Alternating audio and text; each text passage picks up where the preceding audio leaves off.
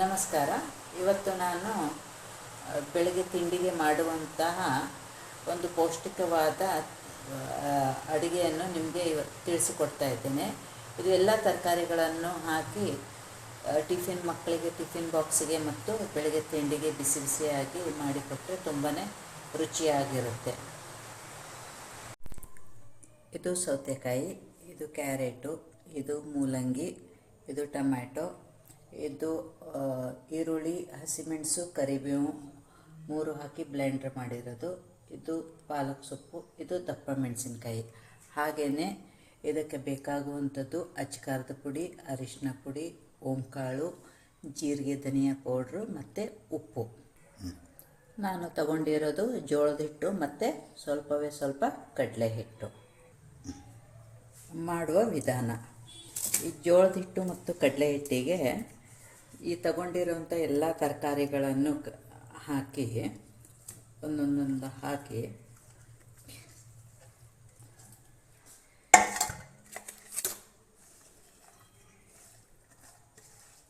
ನಾನು ಇಷ್ಟು ತರಕಾರಿಗಳನ್ನು ತಗೊಂಡಿದ್ದೇನೆ.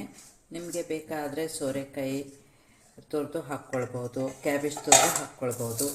ನಿಮಗೆ ಯಾವುದು ಇಷ್ಟ ಆಗಿರುತ್ತೋ ಆ ತರಕಾರಿಗಳನ್ನು ಎಲ್ಲ ಹಾಕಿ ಈ ಥರ ಮಿಕ್ಸ್ ಮಾಡಬೇಕು. ಈ ಥರ ಚೆನ್ನಾಗಿ ಕಲಿಸ್ಬೇಕು.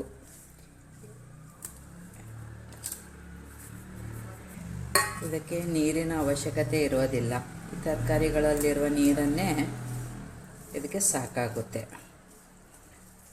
ಅದಕ್ಕೆ ಇದು ಆರೋಗ್ಯಕ್ಕೆ ತುಂಬ ಒಳ್ಳೆಯದಾಗಿರುತ್ತೆ. ಮತ್ತು ಮಕ್ಕಳಿಗೂ ಹಾಗೂ ದೊಡ್ಡವರಿಗೂ ಹಲವಾರು ತರಕಾರಿಗಳನ್ನು ತಿಂದ ಹಾಗೆ ಆಗುತ್ತೆ. ನಿಮಗೆ ಬೇಕಾದರೆ ಸ್ವಲ್ಪ 1-2 ಚಮಚ ಮೊಸರು ಕೂಡ ಹಾಕ್ಕೊಳ್ಬೋದು ಬೇಕು ಅನಿಸಿದರೆ. ಇಲ್ಲ ಅಂದರೆ ಇಷ್ಟರಲ್ಲೇ ನೀವು ಕಲಸಿ ಮಾಡಿ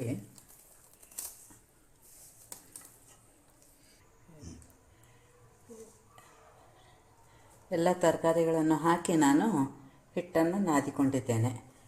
ಅನಂತರ ಇದನ್ನು ಒಂದೊಂದಾಗಿ ಹಿಟ್ಟನ್ನು ತೆಗೆದುಕೊಂಡು ಈ ಥರ ಹೋಳಿಗೆ ಪೇಪರ್ಗೆ ರೊಟ್ಟಿಯನ್ನು ತಟ್ಟಿ ಹಾಕಿ ಬೇಯಿಸಿದರೆ ಬಿಸಿ ಬಿಸಿಯಾದ ತಾಲಿಪಟ್ಟು ರೆಡಿಯಾಗುತ್ತೆ. ಸ್ವಲ್ಪ ಎಣ್ಣೆಯನ್ನು ಹಾಕಿ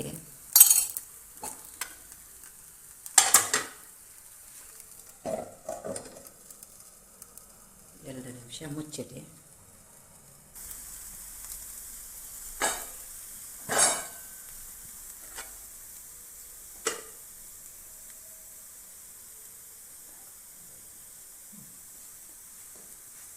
ಈ ರೀತಿಯಾಗಿ ಬಿಸಿ ಬಿಸಿ ತಾಲಿಪಟ್ಟು ರೆಡಿಯಾಗುತ್ತೆ. ಇದರ ಜೊತೆಗೆ ಸ್ವಲ್ಪ ಬೆಣ್ಣೆ,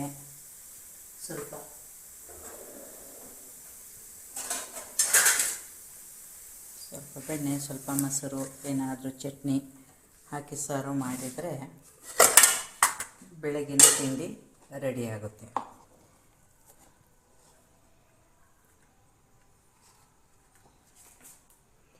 ಇದು ಮೊದಲನೇ ದಿನ ಸಾಯಂಕಾಲನೇ ಕಲಸಿ ರಾತ್ರಿ ಕಲಸಿಟ್ರೆ ಬೆಳಗ್ಗೆ ಬೇಗ ತಿಂಡಿ ಮಾಡಿಕೊಡ್ಬೋದು. ಹಾಗೆ ಮಕ್ಕಳಿಗೂ ಟಿಫಿನ್ಗೆ ಹಾಕ್ಕೊಡ್ಬೋದು.